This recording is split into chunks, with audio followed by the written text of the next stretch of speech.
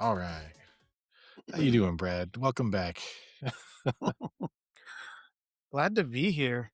Yeah. Very exciting stuff. Yeah, so I mean, we're a little behind the times, but the BattleTech core rulebook changelog has been out for a few weeks now, and we've had some time to digest it.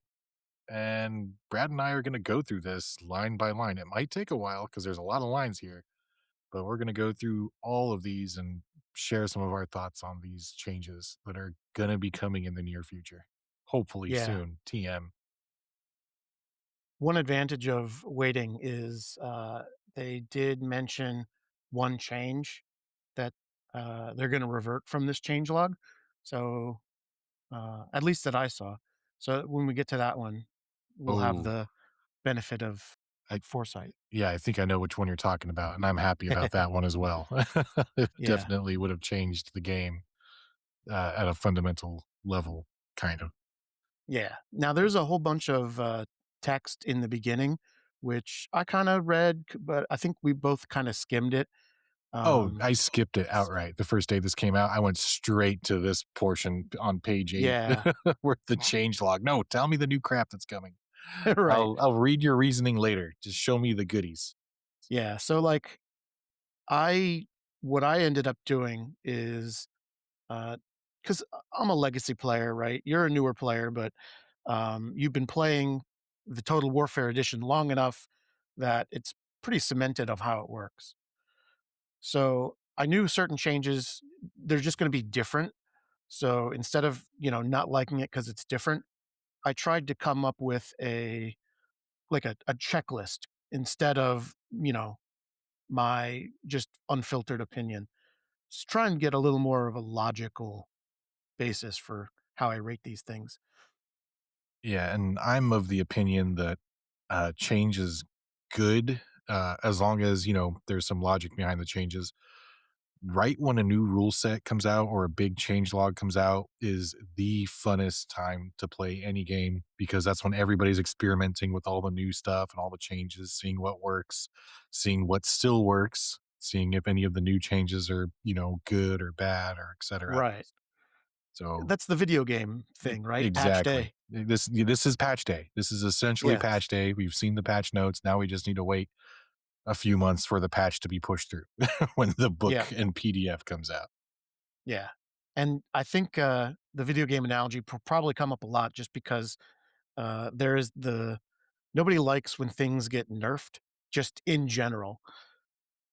Uh, so that video game logic, I think, is going to come through quite a bit on this Yeah. change log. Especially when 'Cause- it's your thing that's getting nerfed. Like, no, no, Yeah. no. This is my thing that I use all the Right. time. How dare you nerf it?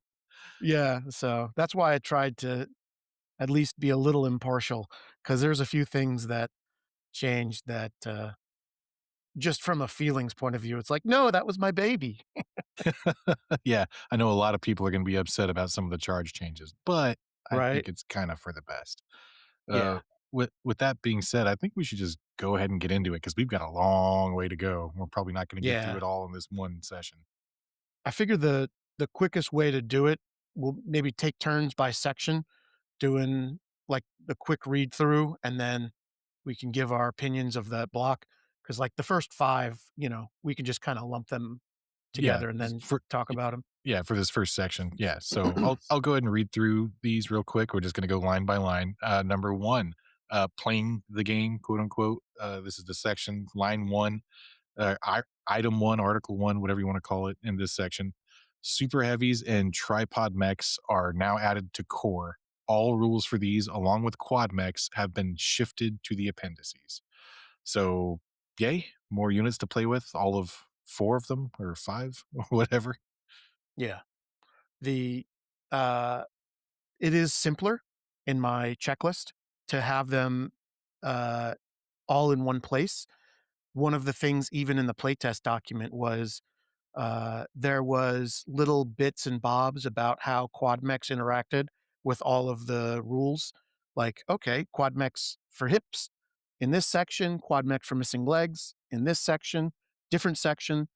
So putting them all in the appendix, even if the rules didn't change, which they did from the playtest document, but it is simpler to have them all in one place. Like when you're playing the game, you can just open up to the quad mech section if you have quad mechs and see everything you need to know about what makes your quad mechs different. Yeah, that's very nice from a quality of life point perspective. That hopefully means we'll be seeing more tripods and maybe some super heavies in the future. There's actually more super heavies than there are tripods currently in the game, if I'm Yeah. not mistaken. And just being able to have that page open to answer any questions quickly instead of fishing through 17 different sections. Yeah, Yeah, big that's a big quality of life. big quality of life. All right, next up, formal generic deployment rules defined, including the ability to move onto the battlefield with systems already activated or deactivated instead of waiting for the first end phase. I'm not entirely sure what this is going to make a big difference on. Maybe things like TSM can be activated on turn one. Uh, Other than Well, that'll be that, like your heat sinks for your TSM kind of things. yeah, you get to turn them off before, and Right. so that way you have it for turn 2, I guess, or just already come in with the heat. You never know, that might be an acceptable maneuver. Yeah. I think I've qualified this as a balance change just because having formal deployment rules, they never said anything was how you do a thing, right? Like, how does deployment work? Oh, it may work this way. It may work this way. It's up to you. And so now we Yeah, actually have a balanced, base to work from. Same yes. thing with like, uh, they we'll get into it later, but like activated and deactivated is also a formal term now. Yeah, so maybe something like stealth armor or whatever. Yeah, Yes, stuff yeah. like that. So the language is all cleared up. So this is just like a balance change so that everybody's kind of playing the game in the same way. And then you can house rule it after that. But balance Yeah. balance changes are good changes. Yeah, this one I don't have any issues with. It seems pretty straightforward just to make sure everybody's on the same playing field and Mhm. understanding when you start the game. Number 3, ammo bin loads. New rule allows any or all ammunition bins to start with half loads. Hmm. I'm I'm not really a fan of this. I mean, there is use cases where this is good, and you're gonna wanna do it, like, in a mech that's got 1 ton of machine gun ammo or 1/2 ton of machine gun ammo. Does that mean you have a quarter ton of machine gun ammo now? So, yeah. Uh, in isolation, this change would be unbalanced.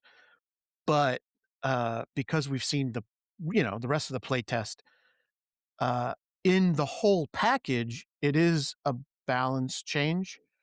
Um, it's just that this is kind of a symptom of other things to come, such as in the playtest 8-turn missions, right? 8-turn missions are also unbalanced because mechs have more than 8 rounds of ammo.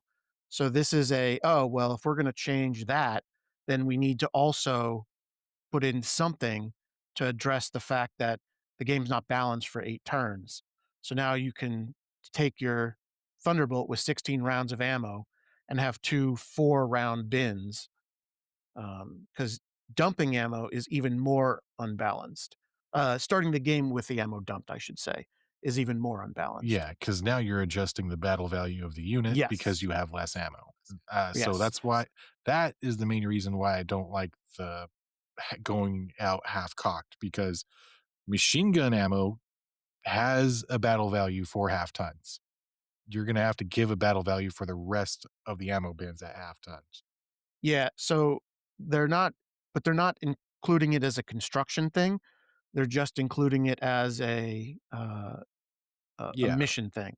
So and they're now that means that any mech with ammo is gonna get a bit of a BV cut before going into the game. Granted, you've already spent the BV on the unit, but it's now worth yeah, less that's why I technically. put this that's why I put this in the unbalanced column because it doesn't impact battle value, but it's part of a much larger set of rules, which is why they had to put something in. So it's Yeah, unbalanced, it but as part of a package, it had to be here. it's a So, or something symptom like this. it's the symptom of the 8 turn maximum, like you said. Like, you Yes, have to yeah, have this exactly. here, if not anything with more than 1 ton becomes a liability, and you're just dumping Right, it on turn 1 anyway. right. But you can't have them start with no ammo either because that affects your battle value. That's a Right. benefit for a lot of So they mechs. Do you know how have to many have mechs it would in their dump their yeah, ammo if they could? right. So you have to have the ammo in your mech because it's a battle value thing, but you also don't need more than 8 turns. So this half load was like the the the cleanest way to get out of that hole they dug themselves with. Yeah, Um, I see it, and it's a necessary evil that I don't like. yeah. Yeah, exactly. All right. Number 4, initiative die optional rule added. I'm not sure what this means. I'm assuming it's some sort of bonus if you lose initiative or something like that. Yeah. I have the same take as you. I feel confident. I haven't seen the actual rule, but just from knowing how initiative works, I bet you it's a die that you put on the side of the person who lost initiative, 1 to 6, which will indicate the initiative bonus they get since they lost initiative. And then the die will move over to the other side if you win a bunch of initiative and then they need it. Yeah, But that's speculation. it's initiative compensation, which Yes, is in Megamech, and which I am right. wholeheartedly supporting of. Too But bad it having it doesn't as a function as well in Megamech because of, rolling ties gets rid of your bonus, even though yeah, that you won't didn't be a win. thing in the rule, hopefully. Yeah, I really hope not, yeah. But it's But yeah, so supposed to alleviate losing initiative in streaks. We're yeah, assuming, hopefully. yes, and I have it, in my checklist. I have it as a complication to the game. Whether it's good or bad, right? It is a new rule that you have to know. I So it would is say one this more is thing. I would say this is good because I've played in a tournament where I won initiative once out of 2 games, and some sort of compensation where, "Oh, hey, at least I won a Yeah, turn of initiative this game," is nice. it's definitely more balanced, but it's also one more rule we have to remember. So, Yeah, for the sake of balance, I'm willing to take the rule hit. yeah, yeah. And they And simplified things elsewhere. So overall, the game is simpler overall. So if they're gonna add a rule, I would like it to be a balanced rule, which yeah, which yeah, I mean, you got nothing's perfect. right. Yeah. uh, Number 5, unequal numbers rules switch to using front-loaded initiative. I think this is a positive. I don't see this being a negative. We've been playing front-loaded in the MRC for years now, essentially. So Yeah. it's not going to be a change Uh, for us, really. I have this as a negative because of the missed opportunity. The front loaded initiative still has like, what is it? It's 10 paragraphs or something on how do you figure out the ratios. And it's a lot of examples that are needed. And like if you're a new player, trying to figure out how many units to move in like a 7 verse 3 or like an 8 verse 11, right? It's when you look at how much space in the book it takes up, it's a lot of space. And front loaded doesn't simplify anything. It's the same ratios. It just switches them to the uh, more passive side. So the old initiative, if you killed something, now you're getting double activations at the end. The game was more decisive. So in like on my checklist, it's like passive or decisive. Now when you kill something, you have to move 2 things up front. So the person who just lost a unit, who was in the losing position, gets a little bit of a passive bonus. Yeah, it's a bit of a catch-up mechanic. They say front-loaded initiative. They don't say how it's gonna function in this, so it could be the front-loaded initiative out of the initiative deck, Yeah, which is what I refer to as super front-loaded initiative, where, right. in an effort to simplify the way initiative works with alternating activations and unequal numbers, it's you move everything until you're equal, and Right. then you start alternating, which Yeah. is simpler, but it's not ideal because it does give you a penalty for outnumbering your opponent. Yeah, Hefty penalty. well, yeah, it's that also is a bad rule, because of, like you said, it has some balance issues as well. But front loaded doesn't fix the 2 versus 4. The game plays exactly the same in a 2 versus 4. So what I, had pushed for is the pass system that games like Marvel Crisis Protocol and a whole bunch of others use, where it's if you're out, you each move a unit. If you're outnumbered, you can pass that round, and then you just repeat that until everything is moved.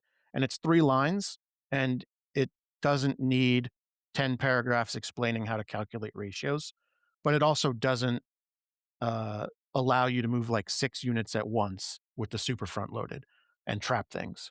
Yeah, I was gonna say that's the other problem. Now you can just get Zerg rushed and you're stuck up against a Right. wall or So the something.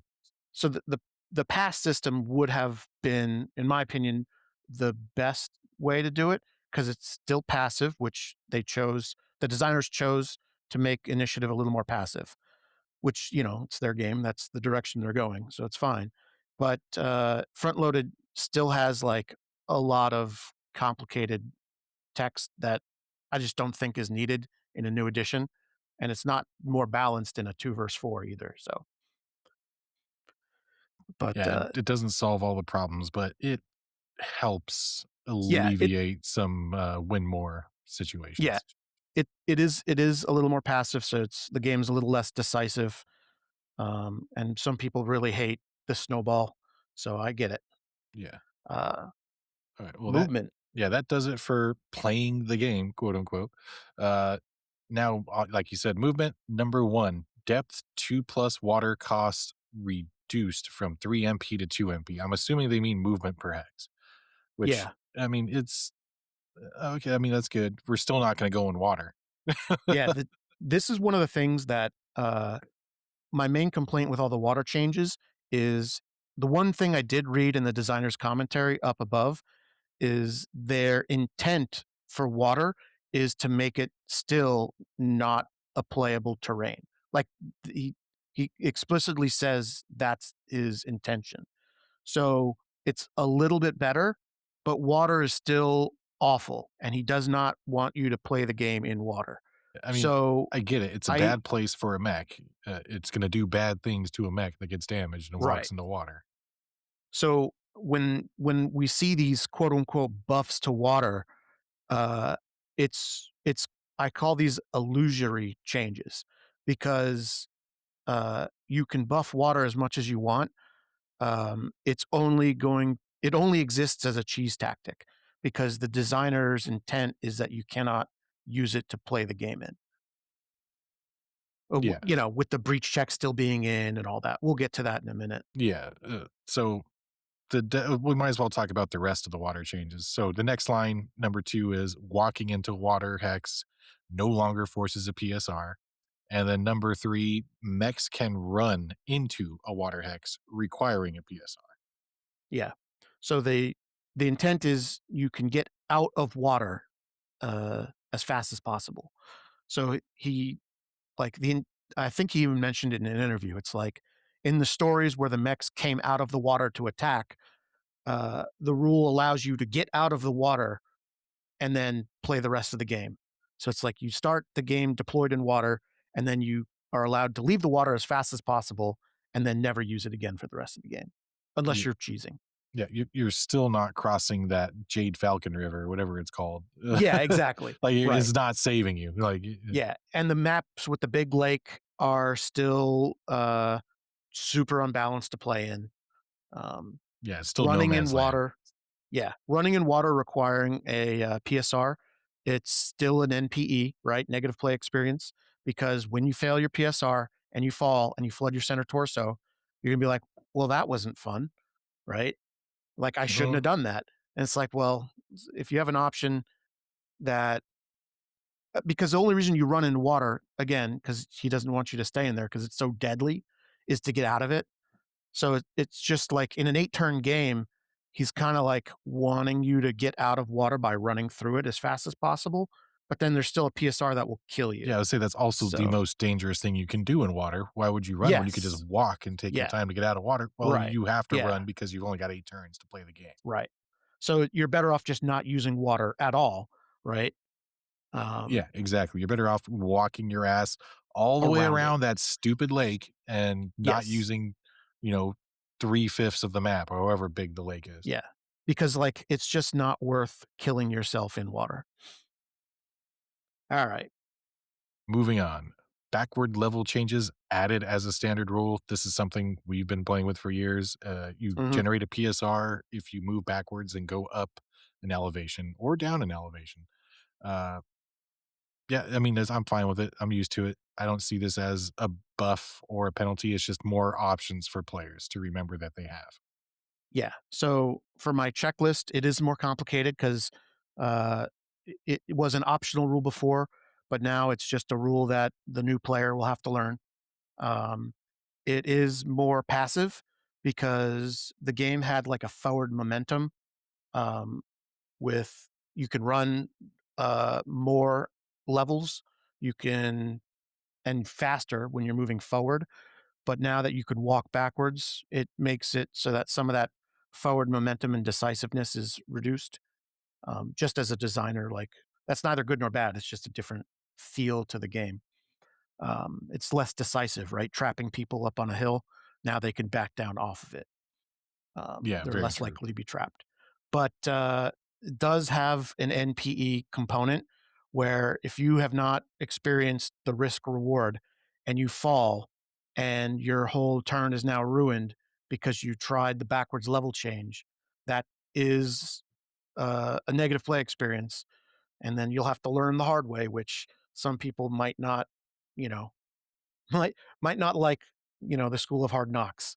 I mean, it's the So, same thing for rolling mask on 5 up. You're going to yeah, learn eventually. yeah, exactly. So yeah, I think this is I mean, I think it's fine. It's just more options for players. Yep. So I think It I see it as a positive change. it fits it fits the more passive, less decisive direction of giving players more options to back out of a bad situation. Yeah, it's more forgiving. Yeah, unless you fail your Yeah, PSR, exactly. Then it's not forgiving. then it's Then not it's more forgiving, right? punishing. Yeah, It's more punishing, but most of the time you'll be passing your PSR, so on average, it's a more forgiving movement option. yeah. I mean, as a whole, PSRs are and piloting skill in general, I think, is going down in value Yeah, after a lot of these changes. So, we'll see.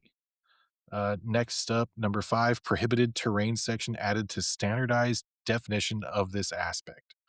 So this really only comes into play usually with vehicles because mechs aren't really prohibited from any terrain that I know of, yeah, there's a unless it's few, sub-level ultra. Everything's yes, prohibited from sub-level ultra, unless it's a yes, flying unit.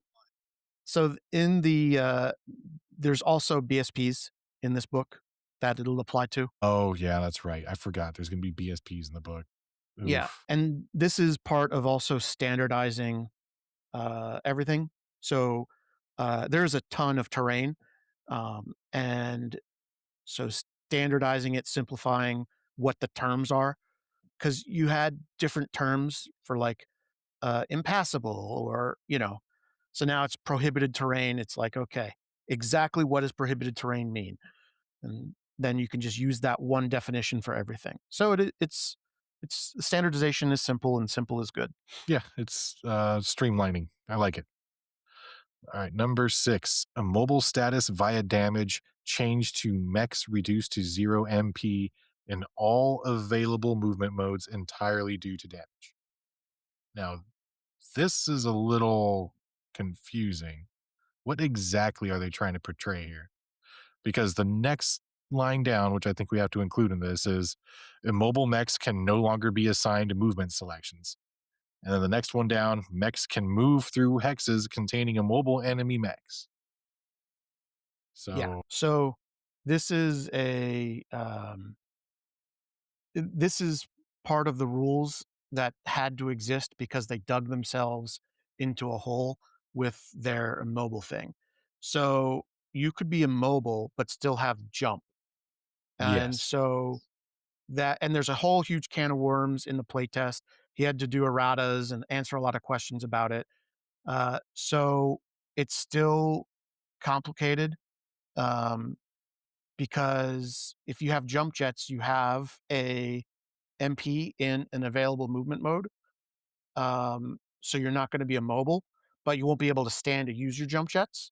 So it's still like an unbalanced, complicated thing that's being added, but they had to put something in there about different movement modes. So you're less likely to be immobilized if you have a jump jet now, um, A which jump jet like that you can't use. a jump jet that you might not be able to use exactly will mean that you're not immobile. So, and unless they come out with even more erratas and whatnot about this, because this is, a new change. Yeah, so And they also made it way easier to immobilize you. yeah, So, uh, because the way they did the, damage to legs and actuators.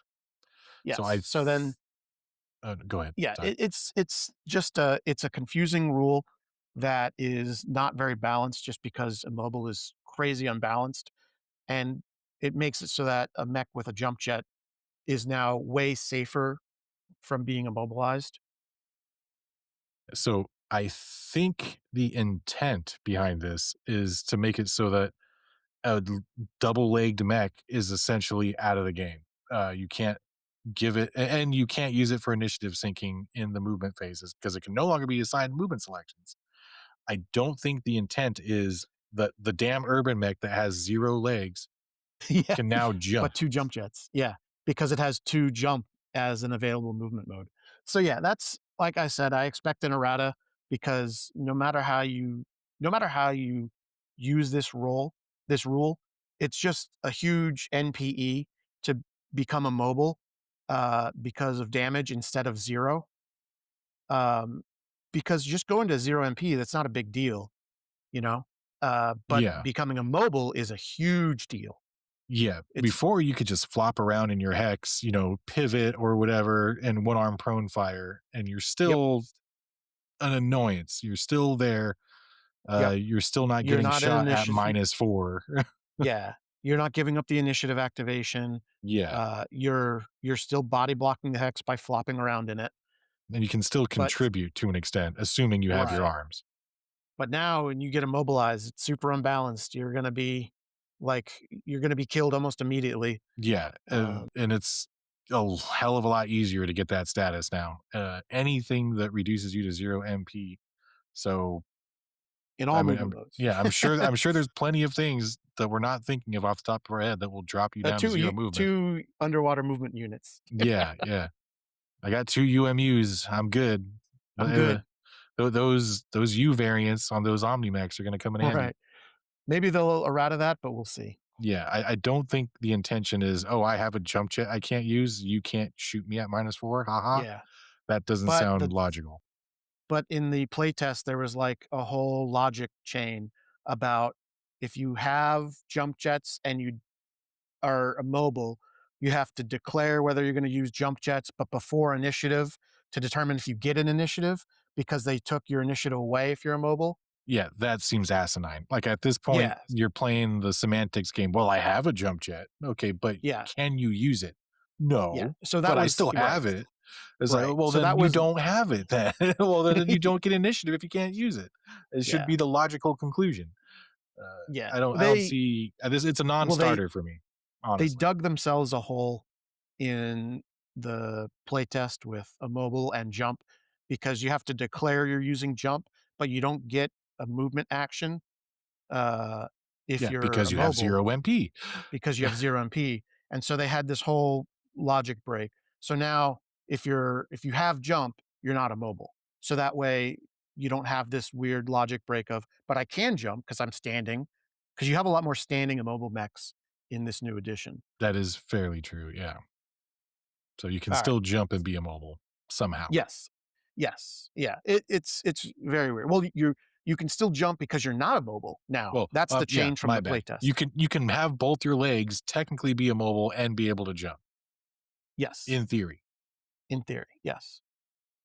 But yeah, that's a can of worms. Hopefully they hammer that out and make it clearer and Yeah, make some logical conclusions there, yeah. Well, they in the already new this is book. like their 3rd revision of this rule, and it's all because they didn't have anything when they first said, mobile units don't get a movement selection," um, in the initial playtest, Yeah, and I then they had remember to that.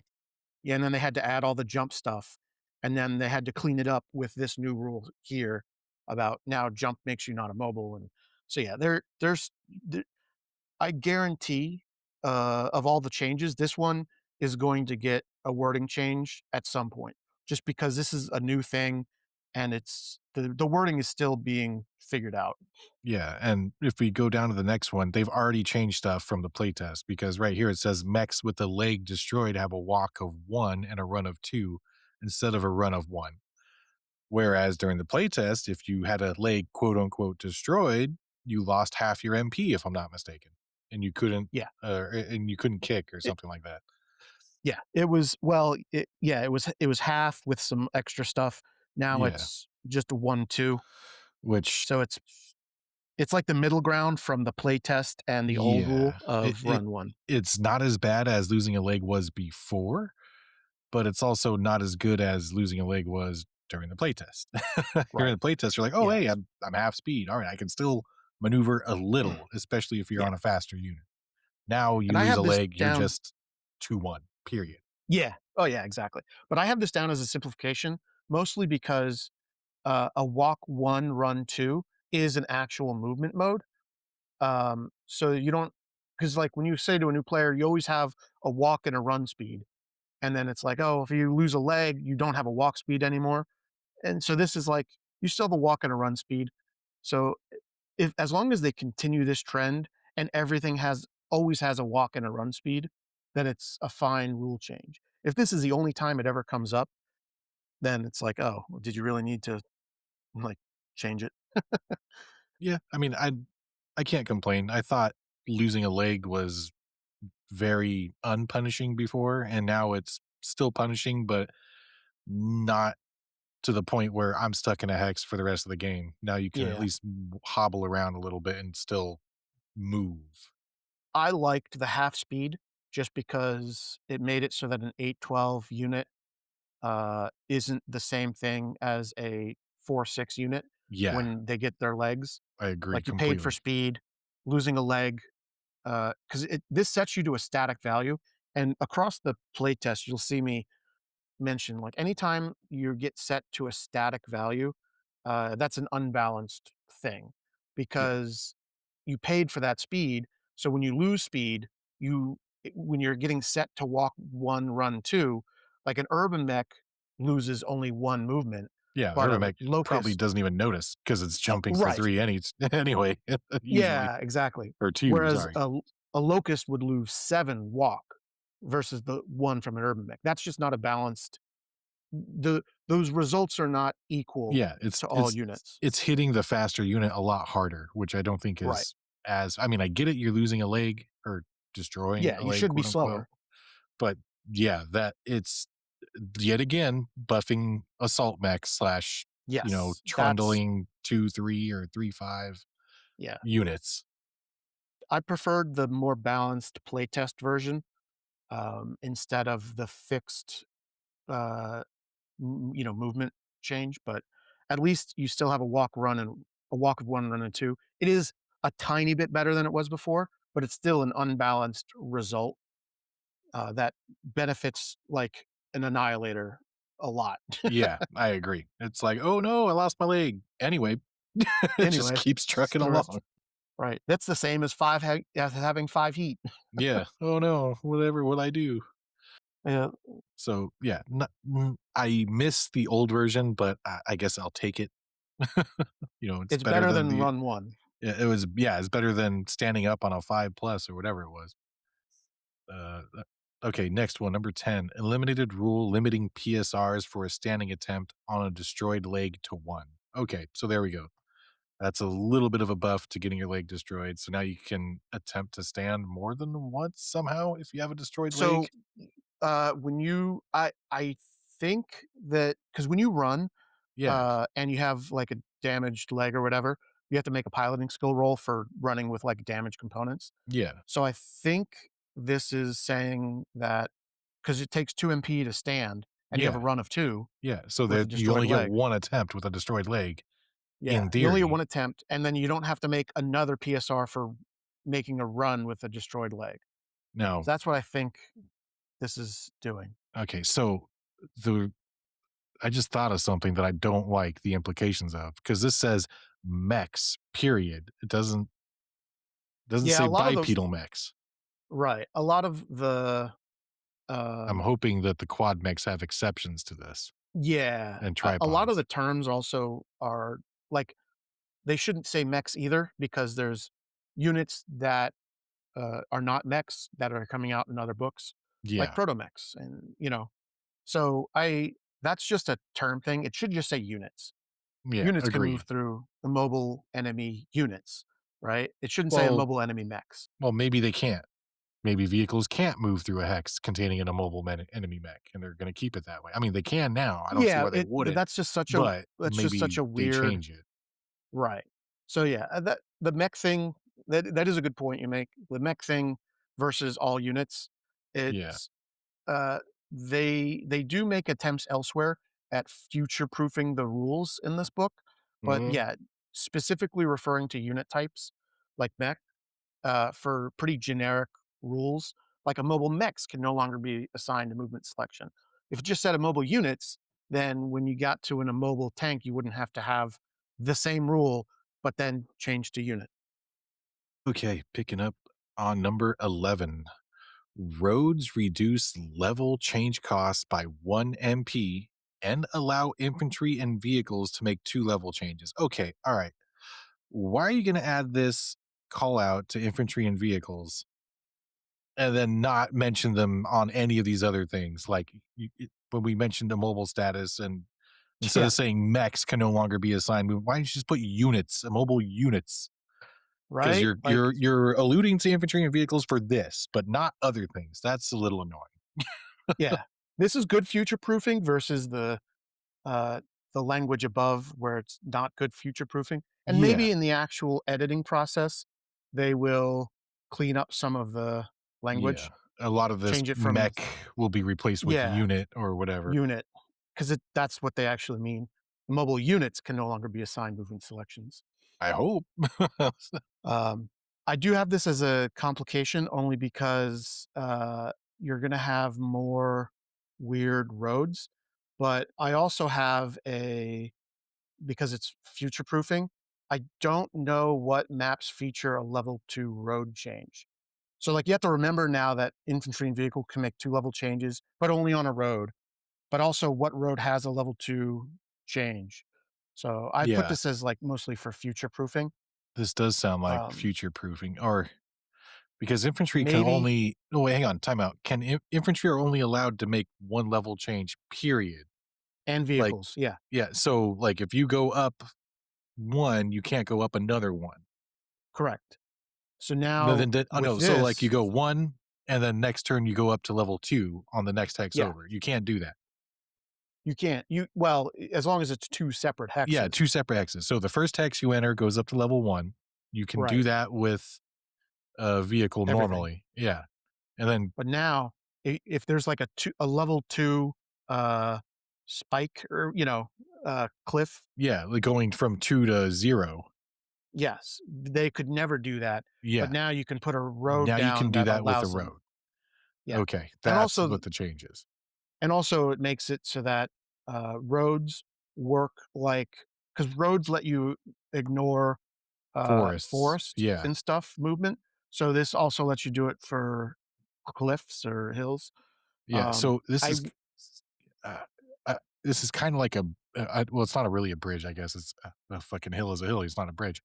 But yeah, I mean, I get it. and It's to make it so that you now have more options for movement with movement restricted units, yeah, because the only way you but can get a wheeled vehicle through a forest is if it's on a damn road. yes. However, one of the few things for all of the industrial equipment that they gave us, one of the few things we never got was a road laying machine. So but the road laying machine is actually the one thing that is useful. Like if you can have like a bridging or a road placed over a piece of terrain so that things could go up it or over it. But we That don't would be have that. useful. Yeah. Yeah. So there's still no way to use this unless there is a map somewhere that has a level 2 change and a road, I maybe. I don't think there is one unless it's a city map because It's I'm not too familiar with yeah, those. or like a touched map or Yeah, yeah. I mean, I don't think it's in any of the Tukey maps. I've looked at those it's just that pretty in depth. one the one from the wolf that has the river not the river, the highway that goes Yeah. through the 2 The Pozaritsu Mountains, yeah. Pozorisu Mountains But might I and I'm there's almost no level changes on that road, if I'm not mistaken. there you yeah, not I'd have to look at it closely to see if there's a level 2 there, that's what this is I being added for. Yeah, I don't Otherwise, think this there is is. just future proofing It's gotta be because future proofing because I yeah, can't think of one. I mean, it because there's no road lane unit and there's no, level 2 road change. And you could draw your own map, but, I mean, you could make your own rules, right? Like I do like the idea of a road laying unit for a mission objective later on, though. I putting the pin yeah. in that one. Oh, That's yeah, a good one. that's why I lament that we don't have a road laying unit to be able to make a road, uh, to fix bad terrain issues.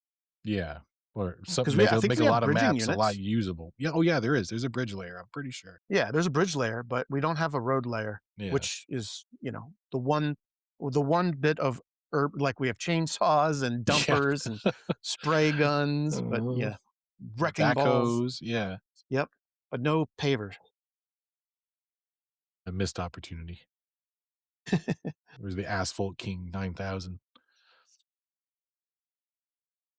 All Alright, right, so for yeah, combat, moving on to combat. Number 1, weapon attack phase renamed to ranged attack phase because there are not just ranged and melee, there are melee weapons as well. yeah, So, I have yeah. this as just a nice simplification. Yeah, I agree. Um, I like it. yeah, I actually the thing that I put for my notes was that I have a missed opportunity of letting you make hatchet attacks in the weapon attack phase. Yeah, that I mean, That isn't would've there been cool. there's a SPA that lets you do that, if I'm not Yeah, mistaken, fist fire or something like that? right. So Yeah. I just wanted that to be on all the time because hatchets needed the love. You know what? That would have been a good, buff to melee weapons, honestly, Yeah. but, it But is yeah, what it is. so now they've made it clear, no, just ranged attacks, no Yeah, melee weapon attack. yeah, and number 2 is just a corollary, weapon attacks now termed ranged attacks, so just keeping the verbiage consistent. Yeah. I think that's a great simplification, for new players especially. Yep, and then, okay, number 3, mechs that are shut down or have unconscious crew can no longer be assigned fire selections. This is just a corollary to that mobile thing where they're no longer able to make movement. This is just the Yeah. gunnery phase version of this, or I'm sorry, weapon attack phase version of Right. this. And overall, the playtest document is, almost always passive versus decisive. The immobile changes are the one standout that makes for way more decisive games. Yeah.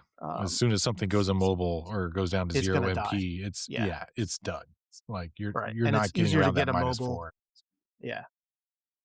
So yeah, I have this as part of the immobile, like unbalanced for certain things because of how you how you become immobile when you hit 0 MP and Mhm. how that makes it so that certain units are easier to mobilize than others. Yeah, That like could the poor be a little urban mech. negative. Yeah, well, not the urban mech because it has 2 jump jets. Well, yeah, I'm sorry. Well, it depends on isn't there a Depends non-jumping on the urban mech? version, Yeah, I yeah. guess, yeah. But yeah, so it's more of that it's all part of that same immobile package that is the one big, like, decisive change Yeah. that they made. It's gonna make or break things, and people aren't gonna realize it until they get to that point where they're like, "Oh shit, Yeah, I'm a mobile. This yeah, sucks. This yeah, mech is essentially dead." yeah, a mobile is real bad. Yeah. Moving on. Number 4, torso twists and arm flips can be declared in either the ranged or physical attack phases, or if using tag.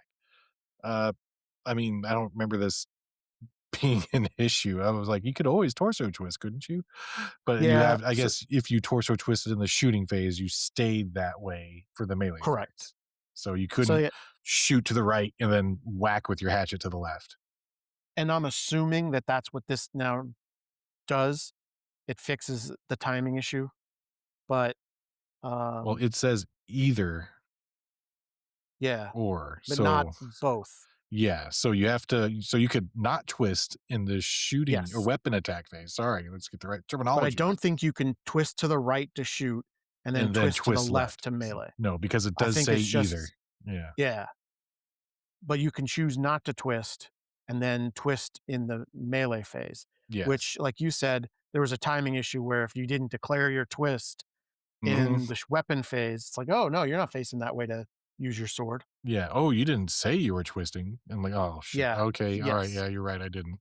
So this is just like a I put this down in the chart of a simplification Yeah, I just agree. to make it so because if you forget to say you twisted in the weapon attack phase or the tag phase, because that's a phase. Yeah, Jesus.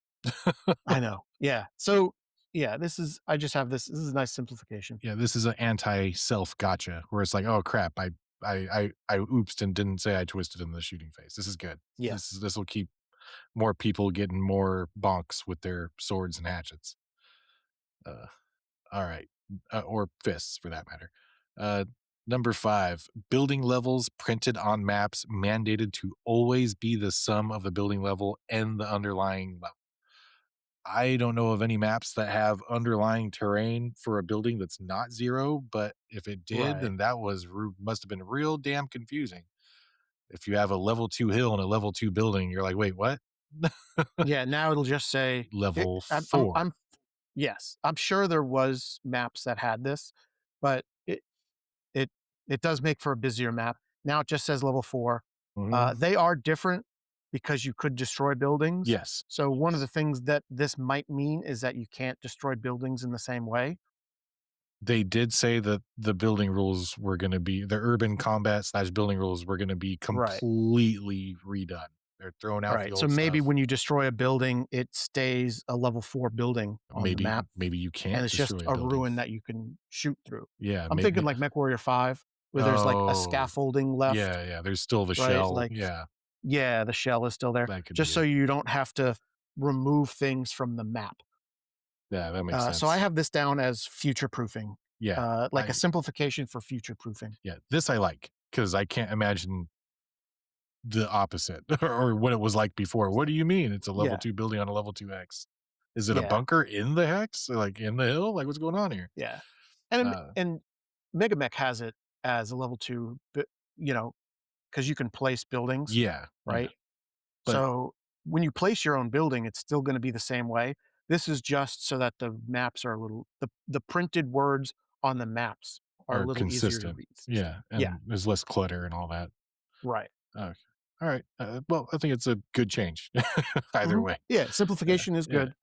Num So, Moving on to number 6, line of sight always ignores partial hexes. So, I'm pretty sure this is referring to the edges of the map where you could be all the way on the edge of the map, then have a little bit of a half hex that's not "the map," quote, unquote, and be like, "Oh, hey, it's not the map, it's blocking line of sight." Or some people would argue that it's blocking line of sight, where it's like, "No, there's nothing yes. there." Yeah.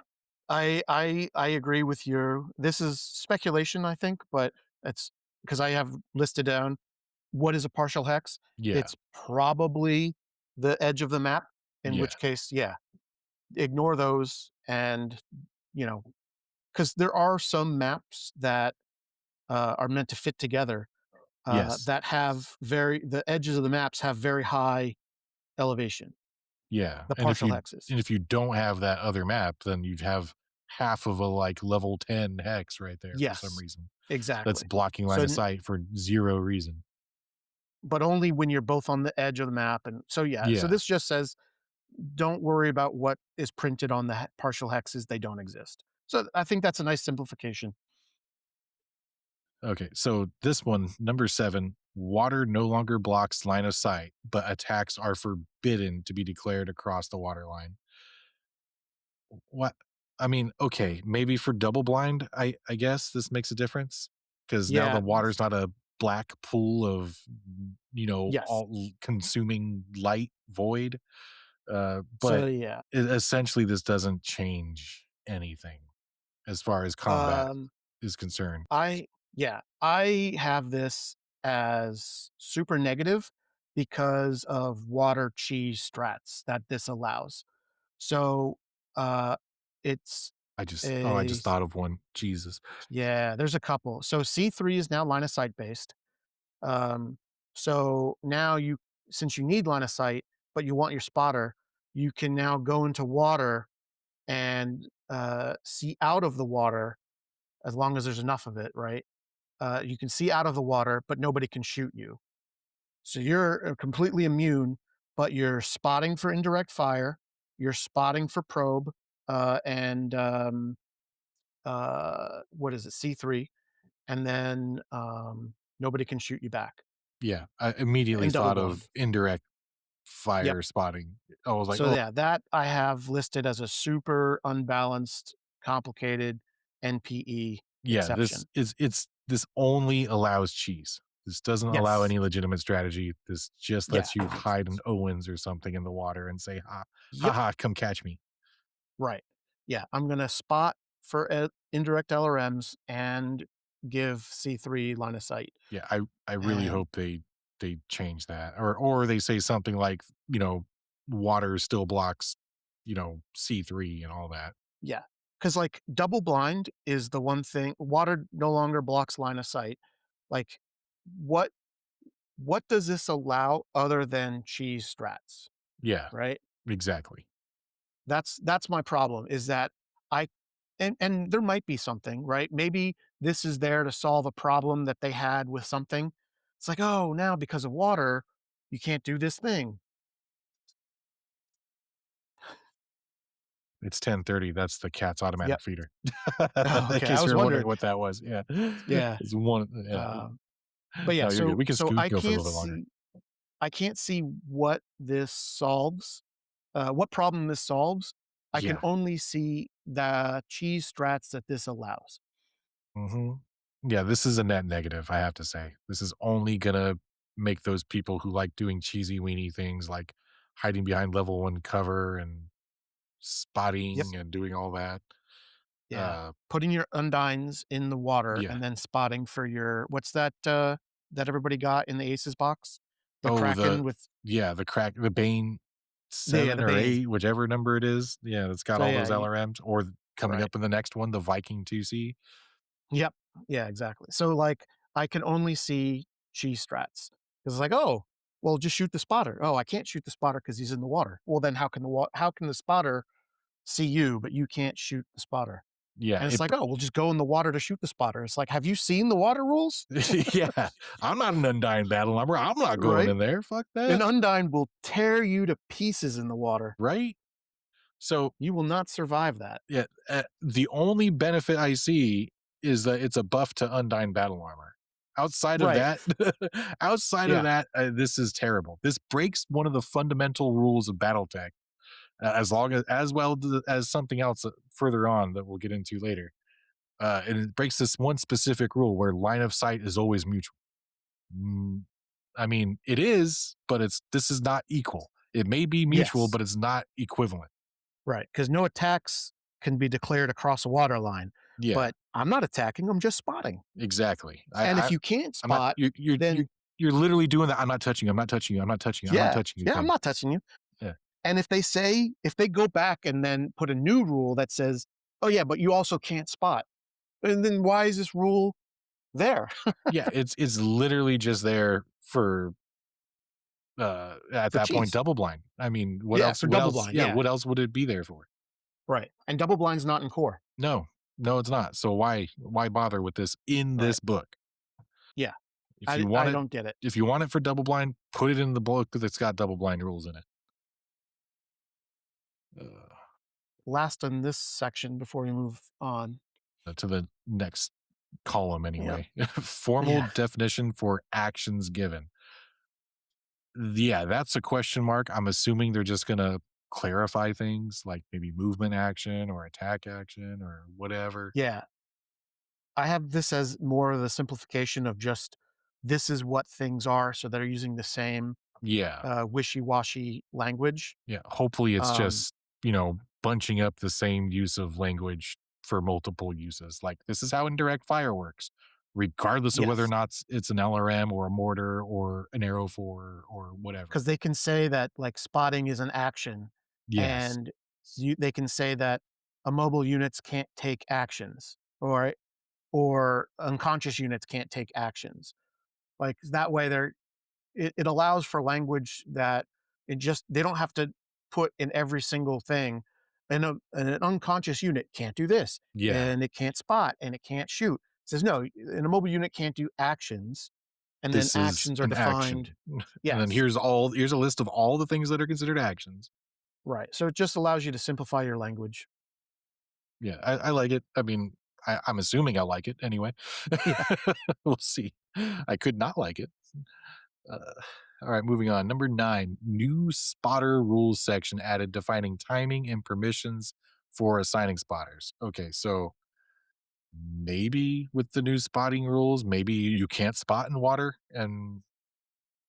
In which and case, what does that rule yeah, do? in But which yeah, case, yeah, we already beat that rule with the stick. So this is just new rules for spotting. So maybe you have to select a valid spotter at a certain time or something. I don't know. yeah, you can miss time your spotter, by trying to do your indirect fire and then realizing your spotter shot and whatnot. Yeah, but I mean, what about the tag face then?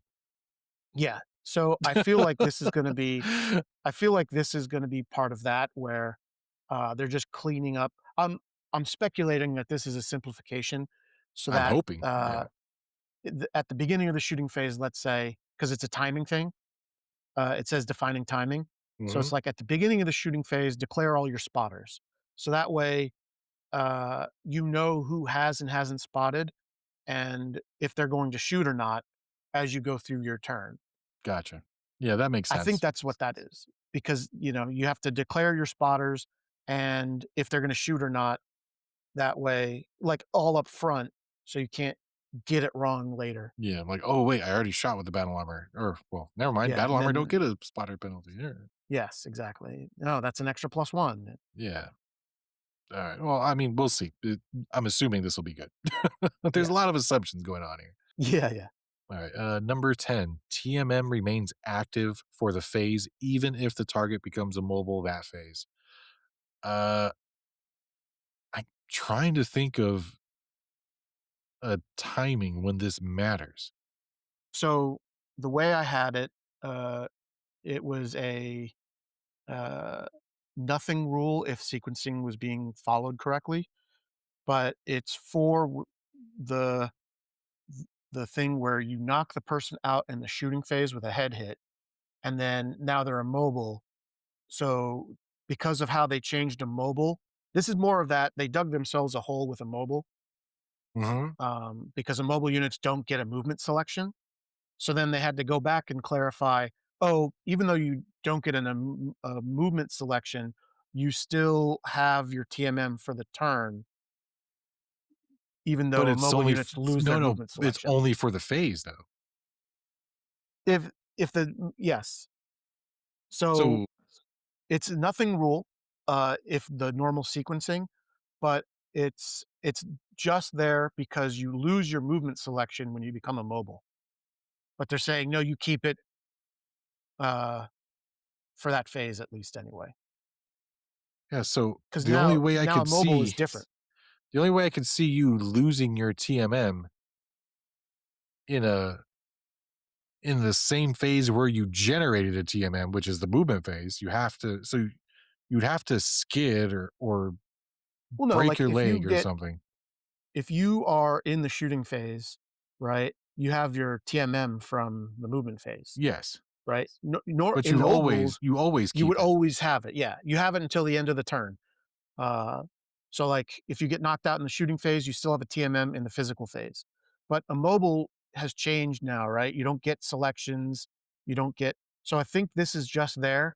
because of how they made a mobile so deadly with not getting selections, not getting anything. Yeah, I guess because Yeah. now that This is means yeah, it's a nothing rule unless they put this in because of all of the same thing as the jumping, right? Like, you're jumping, but you're immobile, and they just dug themselves a lot of holes with how they changed to mobile.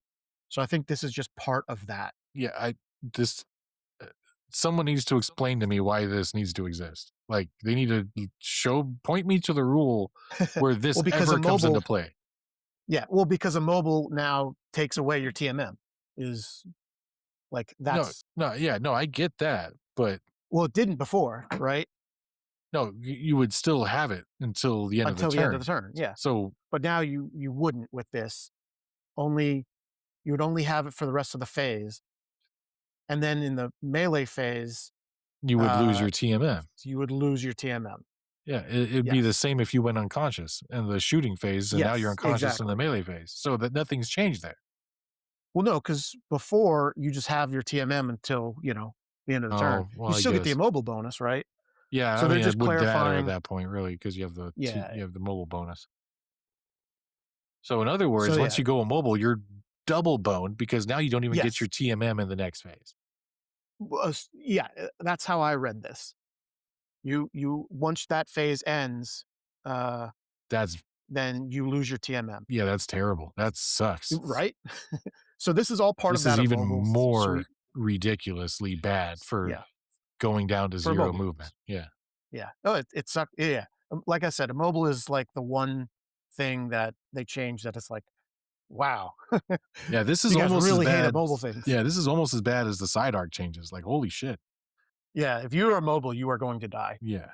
They want you dead immediately by, "Oh, I took a couple of leg crits." It's like, "Yeah, and you're dead." Yeah, you're literally taking that horse Yeah, with the just take it lame off the leg. board. Yeah, they're like, "Nope, you're going out back behind the shed. Sorry, Right? Shadowhawk. You had a good run." They're like, "But I still have all my weapons. Look, I have both arms. I can still one arm prone Right. fire." Nope. Aim shot to the No. head. Yeah, you're done. So, yeah, Alright. that's my take on that rule. Yeah, I don't like it because I think the whole mobile thing is, like, regardless of it's even the decisive, it's just complicated. it and on top of that, it's a win more. Yeah, I mean, that's what I don't like. There's all these changes that are trying to alleviate the win more aspects of the game, like the initiative one and all that other Mhm. stuff. And now you have Until this, which yeah, is just ex un kicking it back the other way, taking two steps yeah. back. For yeah, a mobile is like they made a lot of changes to a mobile throughout the rules, and this is just part of that crazy new mobile package. Yeah. Well, yeah, that's going to be a huge thing to adjust to. Yeah, Uh, all right. Moving on. Number yeah, 11, large target modifier added. This is really only meant for super heavies, I'm assuming, mhm, or mobile structures or whatever, I guess. So now, yeah, because they're part of the base book, they have to add this in. yep. It's just cleaning up the charts because there's more things being added to standard, so they need to standardize the charts to add the large target thing. Yeah. And then same thing, moving on, number 12, multiple targets modifier now only applies a flat +1 per target past the first. Mhm. This kind of takes away some of the benefit of a tripod, and the +2 modifier specifically for rear attacks has been removed. Yeah. Tripods got like a full page of rules that don't make any sense. So That's if fair. tripods get worse, that who cares, Well, right? well, well, Like, tripods could already do that. They could yeah, target multiple. they get three multi-track. Yeah. Yeah, yeah. I think So without this the +1 or maybe with the plus. I don't without remember. the +1, correct. Yeah, there you go. So the tripods are still better for no reason. Well, no, But it's not no reason. There's a whole second pilot in there. That's why well, they're good. that's yeah, right. Oh, well, can I get buy a second pilot in any other mech? It sounds like that second pilot is pretty good. Has nothing to do It with the does. tripod, It does. Yeah, no, well, I mean, there's command consoles, but, I don't know but how they don't what the do that. no, they don't. They give you +1. Well, I don't even know if they Yeah, give you +1 initiative anymore. We'll see, but they used yeah. to. So yeah, Uh, I have this as a simplification because I can't tell you how many times people would get the multi-target wrong for having different rules for different arcs. Yeah. So fewer rule having fewer lines of rules in the book is just a win, right? Mhm. Like Yeah, the plus 2 I forgot for about that secondary plus 2. shots. Yeah, the plus 2 for secondary shots in the rear, I don't think it wasn't a balance thing. It was just because it's like, "Oh, it's probably hard to shoot forward and backwards at the same time." Yeah, it was a Like, simulation thing. Yeah, it it was a was simulation thing based on, like, the '80s concept of things, but that's realism. not how Yeah. yeah, but that's not how remote weapon stations work. Yeah, it's like I have this one-ton computer in here that's tracking your Yeah, movement, but it can't right, shoot 2 targets at once. Okay. right. Like, my Yeah, cell phone it's can like do more than that. yeah, exactly. It's less rules in the book, so that's already good, and the dragon the rear-facing laser on the dragon is now a little less bad, so Yeah, that's also good. yeah, so So it's just rear weapon stonks going up. yeah, Yay. simplification is good, and this is a good simplification. Yeah. Alright, number 13, partial cover and water rules rewritten to eliminate multiple exceptions. Okay, I'm not even gonna touch this one with the 10-foot Yeah. pole because So, this I may have not, exist in its current form after that errata that you mentioned earlier at the very so beginning. this is in water, they have a lot of rules about when you shoot like, let's say you're an Undyne, because we talked about them earlier, "Yay, and you Undyne." shoot somebody standing in partial cover. So the Undyne can only hit the legs, right? But the mechs out of the water can only hit the upper body. And there was, like, lots of rules for, um, if you're underwater on and you have a cliff under the water, right? Because there's different Yeah, depths. that's right. So if you're in So the there next was X over and you're in -2 and they're in the yes. next X over and they're -1. Yeah. So, it sounds like, I'm speculating that they're just cleaning up a lot of this language because part of partial cover is like, if you're in depth 1, you always have partial cover, except for this case, or this case, or this case. Except So, for when yeah. you're not. Yeah. So that they're and the next 3 rules are partial cover related. So, the water ones, though, did have a lot of text. So, Yeah, good. that makes sense. Yeah, I remember looking at the water rules, originally the first time I read through them, like, "What the fuck? Why am I okay, this is ridiculous." Uh, okay, number 14, partial cover. Charges ignore partial cover, which I can't believe they didn't because it's considered a melee attack in an adjacent Right. hex. So Yeah. that surprises me that they didn't ignore partial cover to begin with, something I never realized. Yeah. So I had this as like a simplification, because people probably didn't play partial cover right. Yeah, I Because that's definitely how wouldn't have. charges already work.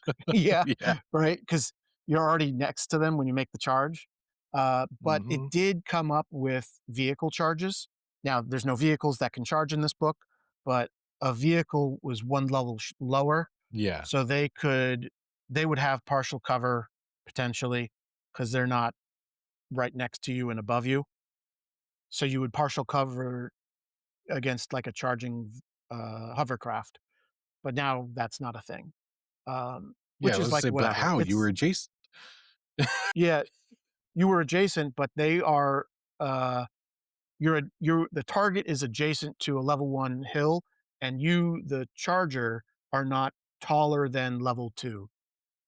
So, yeah. So they got rid of partial cover for that, but Thank God. only mattered it only mattered, uh in the past, it only mattered for hovercraft, because hovercraft charging you from a level 1 hill down onto a level 0 onto a mech, the hovercraft would have partial cover, and it would hit the upper body, right, instead Yeah, of the legs. And yeah. now that's not a thing Oh, well, so much for for that. hovercraft. Yeah, and then but the reason why that it came up so it wouldn't have mattered for mechs in the rules, right, which is why it's news to you, but Yeah. it I'm like, would "What do you mean?" matter for mechs now because of the next change. Well, this is one that I heard got reverted. Yep. So So number 15, moving on, partial cover, a height advantage no longer negates partial cover. I heard that I saw the post that Zottel made. He said, "I didn't get enough time to test it, and it's not going in the book." So this may go in as an optional rule, but it's not gonna be a core rule. Thank Yeah, God, so, um, because this I I breaks a actually lot of liked maps. this rule because of it being a simplification. I Uh don't care if it's a simplification, it's an imbalance. Right. It's for balance So, purposes, it's a step back. a lot Simplification of is great. players that I've played against, like, let's say there's the map with the trench on it, right? So you go in the trench and you say, "Okay, I have partial cover. I'm in a trench. I'm at depth 1, right? Right up against the wall. I have partial cover." And your opponent's like, "Actually, being in the trench doesn't give you partial cover because I'm taller than you." It's like, "What?" Like, yeah, even though you're in a trench and the role of a trench is to give cover, it does not actually give cover because partial cover is negated by anything that's taller than you. And it's like, "Oh." So Trench is then bad. they always say, "But I thought being adjacent to a terrain like woods and everything else always gave me that cover." It's like, it does for everything except partial cover. So partial cover is like the exception to the rule, because if you're standing next to a level 2 forest, you still get that. Height doesn't ignore that. It ignores all the other forests, but it doesn't ignore the one that you're adjacent to. And so this would have made it so that the partial cover you're adjacent to, just like woods, just like some of the other, like smoke and whatnot, would always apply because height negates everything except for what you're adjacent Yeah, to. except for this So one thing that's partial cover. yes. Yeah.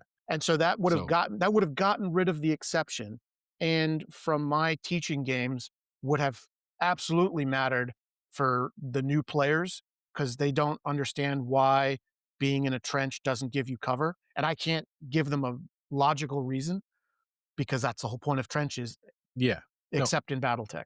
so from a logic and a simplification point of view, it's a good thing. From a game balance point of view, it's a bad thing, very bad because Mostly because, like you were saying, those are a lot of maps that are not yeah, like designed with I partial cover in it. if you play Fungal Crevasse on this, you now beeline your big mechs to those ditches up in the north and south that are sub-level 1 or 2 with heavy woods, and you Well, yeah, put I your think sniper there and you never move them again. Yeah, I think it's this is a balance issue, not from just a general sense, from a specific sense of the maps were not designed with Yes. this rule, and so there's now too much cover on the maps. Well, Because too much cover is a bad thing in BattleTech, yeah, right? In any game. well, the problem is Too much any map forest, with yeah, any sort of elevation change that's not 2 levels is going to give you partial cover all over the right, place. which is fine if there's only a few of those on the map, but the maps are not designed that way. They're designed with, like, a dozen different hills, each one being like 5 or 6 hexes long. So that's like a dozen different spots, each providing 5 hexes of partial cover from the other direction. So now you're looking at like 60 different partial cover hexes that exist. Yeah. Whereas before, only the elevated hexes with partial cover would give you that cover. So you're going from like 5 maybe partial cover spots on a map to like 60 for like the grasslands, for Yeah, example. and you're also going from maybe 1 or 2 elevated woods hexes that gave you cover on a map, if it existed, you know, a lot of maps don't even have that, to many hexes Yes. giving you woods Yes. and partial cover, not Yes. let alone heavy woods and partial cover. Yeah. I can So think of 3 specifically for the hexes on Fungal Crevasse off the top of my Yeah. head that Well, were you would because never go into before, and now you're the new beelining to them. map design for a long time has stopped putting heavy woods on the elevated partial cover hexes, Yeah. right? Because as a design choice, they realized, well, that's just too much cover. Mhm. It's And this too good of rule, a position it's to too hold. good. Yes. But so specifically, right? Like this is a map specific issue because the maps we play on are already printed, right? And we're not getting a new set of maps, nor should we have to replace all of our maps. So if you were building a new map with this rule in mind, I don't think there's anything balance rise wrong with this rule because you just be more conservative with your partial cover changes, right? You just have fewer of them, and you wouldn't put partial cover and woods in the same spot. Yeah, it would fundamentally change the way you need a BattleTech map to look, because Yes, now yeah, you cannot have level 1 hills just right. scattered And they did, randomly. yeah. Well, and they used to have, hills plus partial cover in some of the old maps, right? Yeah, The oh, the yeah. classic sniper nest, Yeah, there's and they got plenty of rid of those. that. Yeah. And I don't think any of the new maps have that because they're like, yeah, that's too much cover. And this would reintroduce it back on a lot of legacy maps because Yes. the legacy maps were not designed with this rule. So yeah, I think this rule in in general would have been a good simplification. It's just the maps that we play on don't support this. There's just too, like I said, you go from like 5 to like 60 partial cover hexes, and that's just a lot more partial cover on the map. Yeah, Like, you'll just never be able to shoot legs it on any grasslands map because there's exactly. always at least 5 hills, and all the hills are at least 5 hexes. And some So, of yeah. them are 2 height with level 1 behind them, Yep, with more so you've partial got cover in plenty between, of exactly. elevated partial and all that. Yeah, Yeah. so yeah, no, So, it this would make being quad mech reverted, stocks go up, well, which yeah, I would enjoy, but it would make it but too good. yeah, Ooh, quad mechs with partial cover are already too good, and eh, this would add they 60 can't more torso twist. partial cover hexes. Yeah, it would make it way too it would literally just be almost every move you make is into partial cover. And Yes. at that point, then Now what's the point of partial cover if you always have now it, well, yeah, essentially? there's too much, you're right. It's 60 partial cover hexes, Mhm. easy, probably more Yeah, more on the than likely grasslands more, maps. yeah. Yeah, more than likely more. Like, and that's just a generic map, right? That's Mhm. just 60 hexes of partial covers, more cover than the designers, Intended. would have designed. Yeah. Yeah. I So, mean, yeah. it's Um, if you're on level 0, of course, it's all partial cover, but yes. it would also negate the purpose of taking the high ground. You would have Well, yeah. no more incentive of ever going past level 0. Yeah. So, yeah, I agree with the maps that we have, um, that is too much. But if we had different maps, I think this rule would have been fine from a teaching thing. Um, we actually have this rule already existed. This is one of those rules that I think most people don't know about, but there is an optional rule for partial cover where instead of doing a torso twist, you can take cover and you pick one hex side and only one hex side, and you can get partial cover from that hex side, but only that one specific hex side. Um, by giving up your torso twist. So it's like you can get partial cover, but it's a limited form. It's only one of your hex directions, and you have to give something up to get it. I think if people want to try this rule out, that is a much more balanced way to do it because it does come with drawbacks and it's not full unlimited partial from all directions. So I like the idea of maybe including that optional rule in more games, just so people can see this change and make a little more informed decision. Yeah, I remember reading that optional rule when I was running my, a Time of War campaign, and I was like, "Okay, I get what they're going for here, but, I've already got a ton of rules and quirks Yeah, and yeah, SPAs. I'm good with this one. This one can yeah. sit out." As a simulation rule, though, like Yeah, it that makes is like, sense. yeah, if you didn't like partial cover before because of the simulation thing, that is a like the guy in a trench, right? Yeah, It's like, okay, that is here. or I have a rule that the simulation guy who wants to do the trench warfare, here you go. This is a rule that you will enjoy. also, "Oh, hey, I'm gonna try and narrow down my silhouette and, not be Yep. put Yeah. my side to them. Okay, now you But have you partial can, cover to yeah. So that you have dude." to take cover, but only against one hex side. So now you can flank their partial cover, right? Yeah, Because if you move to the side of that one hex that they're defending from, then they lose it. So it introduces flanking. So yeah, I think if you want to try this rule, the height ignores partial cover, go with the more balanced optional rule that already exists. Because this one is just, yeah, like you said, it's not balanced for the maps that we play on. yeah, no, it's gonna break the maps, and it's gonna be essentially everything's gonna have an extra 1 TMM. for the 99% of the game or 90% of the game, unless you go over the top, in which case you're making a calculated charge across a disadvantageous position. Right. So, yeah. And I think that's a good place to stop for Yeah. now because we're gonna move on away from partial cover. Uh, but We can yeah, do, so that was I mean, we could do one more just because this one's a simple one that we already use. Firing while prone, one arm prone fire is allowed. We always yeah, use that one. This isn't a big change firing for while us. prone. Yeah, Gives you that's options while you're immobile. yep. The only thing I don't like about this rule is that, there's you have a different hit penalty with one arm prone versus two arm prone, and I don't like complications being added to the game. So just like they got rid of the +2 shooting out your rear for multi-target, right? I think that if they're gonna add this in, They need to they get rid should of have that. made us yeah, why 'cause like, how many people, like, remember what the firing while prone normal bonus is, Me, right? I think it's Yeah, one and the or it's two. 2. It's two. No, getting Yeah, shot while prone is +1. Shooting out is it's plus plus two. 1, yes. Yeah. And then prone while with one arm is an extra on top of that. So, like, I think this would have been a good opportunity to simplify, instead of adding another, uh, modifier that, like, I don't it doesn't need Hopefully, to hopefully they just get yeah. rid of the additional modifier for one Yeah, arm exactly. firing. Yeah.